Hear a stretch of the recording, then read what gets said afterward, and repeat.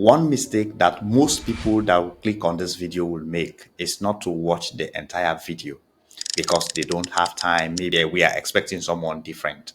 All right. Whatever be the case, I will encourage you to watch the entire video and pay attention to the things that I'm going to explain to you. Now, there is a lot of promises out there. There is a lot of people giving you all sort of things out there. Some of them have never worked on UpWork. They've never made a dime on UpWork. If you are new to this channel, my name is Jessica Mara. I am a professional product manager and I am a full-time freelancer on UpWork. I have worked as a freelancer as well as I've recruited freelancers on the platform, both for myself as well as for clients. So whatever I am going to tell you today is something that I've applied and it has worked. As you saw on the title of this video, it is possible for you to actually change your situation or turn around your career on Upwork. If you are new to what freelancing is, you can still make it on Upwork, whether you are new or you are an existing freelancer, whatever your situation. I am going to three things that I want you to pay attention to. So the first thing is to build a very strong presence on Upwork. Now, you must have heard about building social presence and all of these things, right? So also Upwork, you have to build a very strong profile presence on the platform. And there are three things you need to do. We are going to discuss them one after the other. The second thing is for you to know and understand how to look for high-paying jobs. Many people go to the platform and just apply for any job. Any job that comes their way, they just apply for it. And that's a mistake, especially if you are new on the platform. You don't have to apply for every job. There are thousands of jobs on Upwork, but it is not your responsibility to apply for every job. You have to choose your jobs wisely. I'm going to show you how to do that. The third thing is the last but not the least, so to speak, is to apply a volunteering strategy. We talked about building a professional presence, a very solid professional presence. All right. So what does this mean actually in practice? Now let's go to one profile that I've just looked up. So here is this lady. She has made $200,000 plus on the platform. She has done like 7 jobs and then 10,000 plus hours that she has completed. You can see she has 100 job success, top rated plus, and then you can see her profile. Basically, by just watching this upper side of her profile, just this upper side of her profile tells you that she has a very strong presence.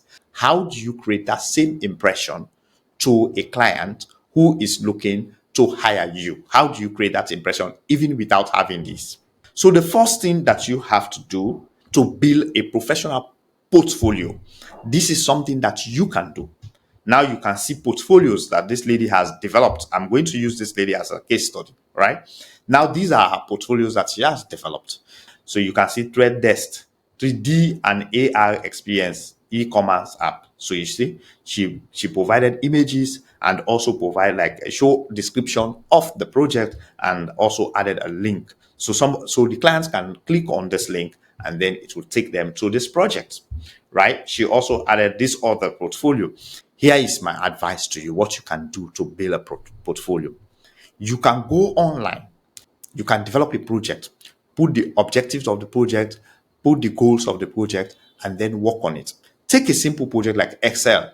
Say, for instance, I'll have a set of data. I want to build visualization on this data set. So I want to show graphs. I want to show this. And I want people, when they see this visualization, they are able to get this information, that information, and so on. So you build the project around that and then create those visualizations. That will show your skill set in Excel. That's one step. That's step one. Building a very strong portfolio. Number 2 is to get verified testimonials. Now, how do you do this? So this is something that you can request. Here is a verified testimonial. This is a testimonial that I requested from a client that I worked with. You need somebody, the person that you are going to request the testimonial from. You must have their business email. Number two, the testimonial will be verified. How? By getting feedback from someone you have worked for and by showing the work that you have done. You can see for me, this is verified. You can see here, it is marked as verified. So it means this information has been verified. Number three is to build an inviting bio. All right. So how do you build an inviting bio? What do I mean by bio? Now, if you look at this client here, you can see, I mean, this freelancers rather, you can see what she wrote. She wrote a very short bio, which is talking about herself. Now, she said, I am a highly, let me just zoom in there. I am a highly skilled software engineer with about 6 years plus years in mobile app development, blah, blah, blah. You can read the rest. But then she listed everything that she's doing. You can see she's very specific about her skill set and what she is doing. And she also indicated the number of years that she is experienced with, that she has experience. Okay.